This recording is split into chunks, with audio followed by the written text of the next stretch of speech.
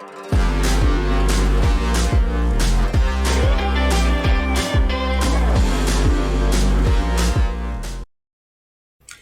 everyone, I'm Jen Looper, and in this video we're going to see how to manage your project vulnerabilities issues and how to mitigate them. So every time you update or install a package, you'll get a log response like this one just after the installation. And this response tells you what version was installed and whether there are any vulnerabilities. And it might look something like what's in my terminal right now. So this log lists the vulnerabilities with various severity levels.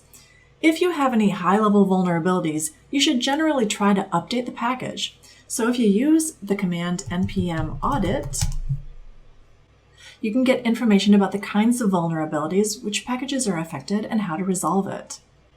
And you can use npm audit fix to try to resolve the issues by updating your packages within the allowed version range.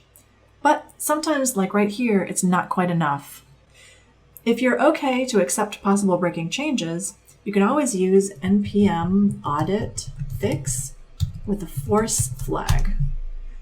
And this allows updates outside of your allowed version range, meaning major version updates. And in that case, you can see that updating Express to its latest major version fixes the issues. npm audit.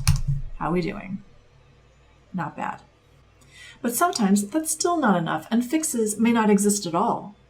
Then deciding if the remaining vulnerabilities are an issue or not depends on your project, the kind of possible issues, and which package is affected.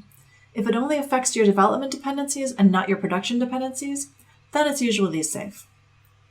Keep in mind that vulnerabilities are discovered all the time. They're so common that GitHub has implemented a function that scans repos and automatically creates PRs suggesting that you upgrade to a safer version if it finds a vulnerability. And a good practice is to run the npm audit occasionally just to keep your code in good condition. See you in the next videos to learn more about Node.js.